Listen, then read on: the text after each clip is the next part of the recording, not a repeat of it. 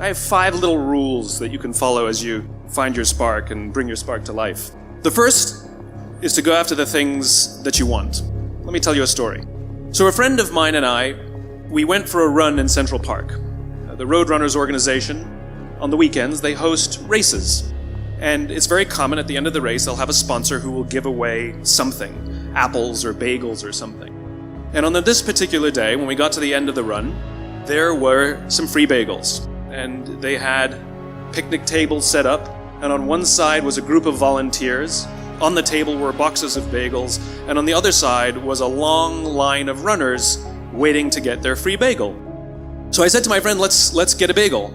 And he looked at me and said, the line's too long. And I said, free bagel. And he said, I don't want to wait in line. And I was like, free bagel. And he says, it's too long. And that's when I realized that there's 2 ways to see the world. Some people see the thing that they want, and some people see the thing that prevents them from getting the thing that they want. I could only see the bagels. He could only see the line. And so I walked up to the line. I leaned in between 2 people, put my hand in the box, and pulled out 2 bagels. And no one got mad at me. Because the rule is, you can go after whatever you want. You just cannot deny anyone else to go after whatever they want. Now, I had to sacrifice choice. I didn't get to choose which bagel I got. I got whatever I pulled out. But I didn't have to wait in line. So the point is you don't have to wait in line. You don't have to do it the way everybody else has done it. You can do it your way. You can break the rules. You just can't get in the way of somebody else getting what they want. That's rule number 1. Rule number 2. I like this one. In the 18th century, there was something that spread across Europe and eventually made its way to America called puerperal fever, also known as the Black Death of Childbed.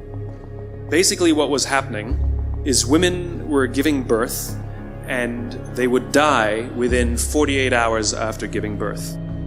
This Black Death of childbirth was the ravage of Europe, and it got worse and worse and worse over the course of over a century. In some hospitals, it was as high as 70% of women who gave birth who would die as a result of giving birth. But this was the Renaissance. This was the time of empirical data and science, and we had thrown away things like tradition and mysticism. These were men of science, these were doctors. And these doctors and men of science wanted to study and try and find the reason for this Black Death of childbed, and so they got to work studying, and they would study the corpses of the women who had died.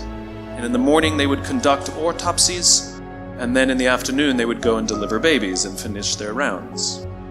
And it wasn't until somewhere in the mid-1800s that Dr. Oliver Wendell Holmes, father of Supreme Court Justice Oliver Wendell Holmes, realized that all of these doctors who were conducting autopsies in the morning weren't washing their hands before they delivered babies in the afternoon. And he pointed it out and said, guys, you're the problem. And they ignored him and called him crazy for 30 years. Until finally somebody realized that if they simply washed their hands, it would go away. And that's exactly what happened. When they started sterilizing their instruments and washing their hands, the Black Death of childbed disappeared. The lesson here is, sometimes you're the problem. Improvement. And that means educating yourself and continuing to develop even greater emotional mastery, because that's what affects whether you execute or not. The opportunity for self-education is there. We have to change our psychology from, I'm going to do what everybody else does and I'm mad because it doesn't work anymore, to the reality is this is the greatest time to be alive if you're growing, you're learning, you're educating, and you're developing valuable skills. So instead of complaining, you got to say, where are the skill sets valued in the marketplace, and how do I work harder on myself than anything else? Because if I become more valuable, then I will be able to give more, do more, and change more. When I interviewed Warren Buffett, I asked the most important investment he ever made in his life. You know what he said it was? I was thinking all the companies he'd done, He said, Tony, going to Dale Carnegie. I said, what? He goes, because by developing myself, that's the most important investment. Those skill sets, learning how to persuade, learning how to speak, learning how to influence, all my ideas would have died on my lips if I hadn't been able to influence, and I learned it from that little course. Most valuable thing I ever did in my life, he said. This is a new day. Not because the calendar changed, this is a new day because I'm changing. You're changing. We are developing something unique here. It's an atmosphere. When you come to and you hear a message like this, when you put yourself under these type of words and you hear the surroundings of people who believe like you believe, iron will sharpen iron. The problem is most of us have been putting ourselves in an environment where iron has been going against wood.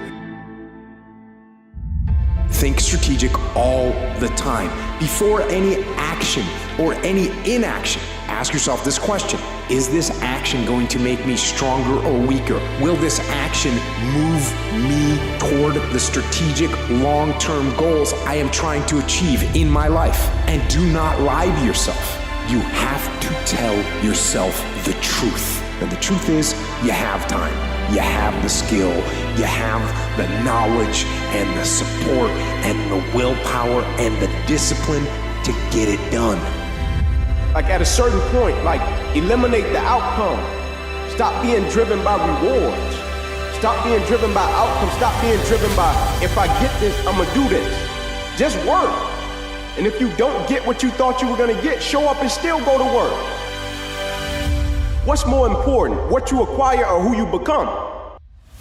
The longer we stay around wood, being superior in a place when we've already outgrown it, we will become dull.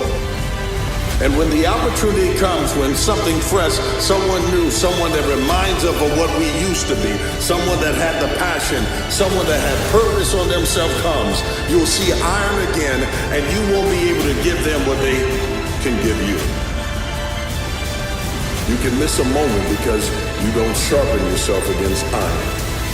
Iron must always seek out iron, must always seek out an opportunity. Leadership, bravery. Sheep follow the leader. They follow the herd. They don't know where they are going. Many times they are led to the slaughterhouse, but they keep following. They don't lead. They don't use their mind. A lion leads. It's about having the courage to stand and fight for your life, having the strength to go bravely in your own direction, even if others walk away. You tread your own path. Only you know what's best for you. Only you know what path to take. Only you know your courage, your strength, your heart. Everyone has the heart of the lion inside of them. Let it out. Let it scream out of you. Like the lion, unleash the beast in you. You don't have time to step back. You got to go forward. You got to push harder. Excuses, get out of my way. That's what this is about.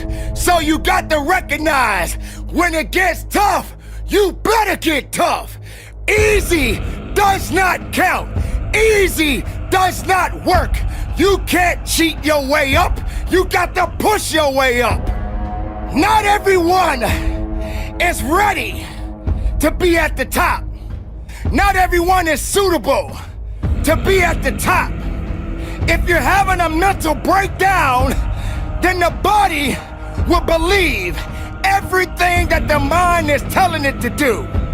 You got to understand, the mind is a terrible thing to waste. And if the mind ain't right, then the body won't be right.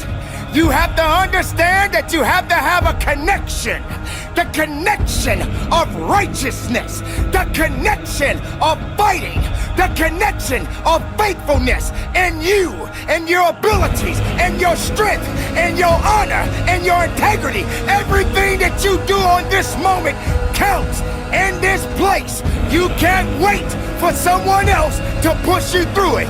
You got to push yourself.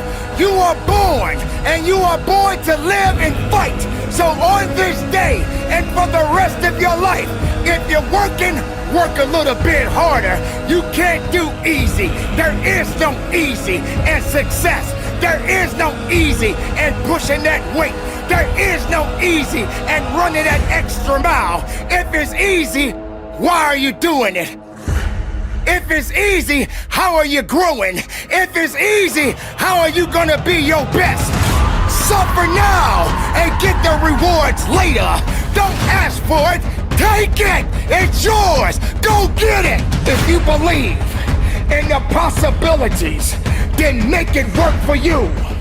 Now you got to also understand this. It ain't gonna be easy.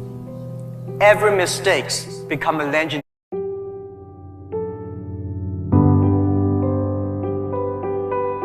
I think if you succeed, every mistakes become a legendary.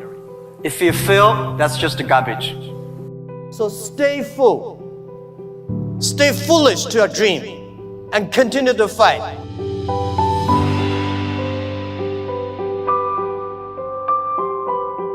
And young people are the solutions for tomorrow. Young people are the solutions for all the worries. And young people, if you stay with them, you will be full of energetic. But the advice I give to the young people is that also the advice I give to myself, that nothing is easy. Nothing is free. If you want to be successful, you have to pay the price. Alibaba, 18 years to today's size. Yeah, we are lucky, but we work much harder than most of the people. We never sleep well and sound in the evening. I traveled last year 867 hours a year in the plane. I'm working hard, my team working very hard. 18 years, we work like a normal company, 70 years, day and night. Nothing is free. Nothing is easy. Easy means you have to think different. You have to do different. Early days in my company, when some ideas come to my desk, Jack, this is a great idea, and I look at everybody. Everybody say it is a good idea, I normally throw into the rubbish. Because everybody say it is good, then all the other people think of. If everybody say this is going to be very tough, I'm very interested in that tough question. And I pick up and say, how can we do it in a different way? This is to be unique, to be different. Today is very tough.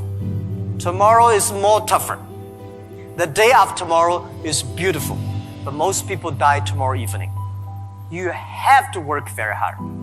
Every tough days, every tough situations, problems you meet, that is the training of yourself.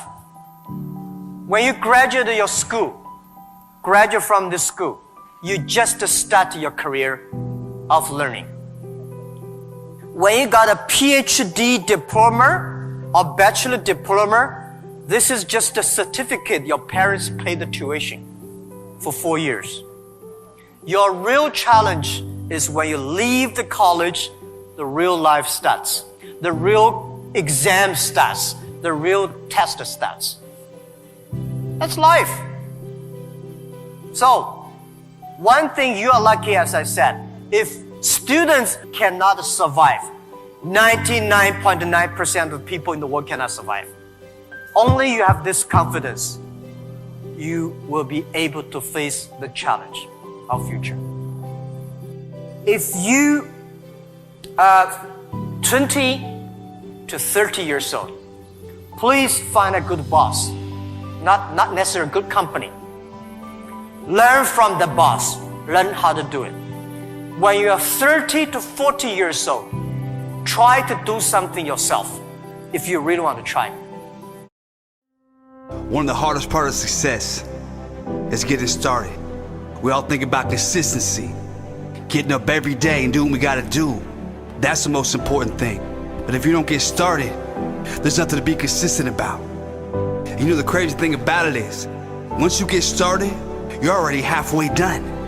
All the time we spend coming up with an idea, planning, figuring out how to make it happen, and gathering the courage to actually go and do it. Most people don't even give themselves that chance. They don't take that shot. They think about it, they plan, they have great ideas, but they never step outside their comfort zone and actually go and do it. But you did. You stepped outside your comfort zone. You said, I'm gonna do it. I can make it. Yeah, I may only be at the first step or the second step, but I'm gonna keep going because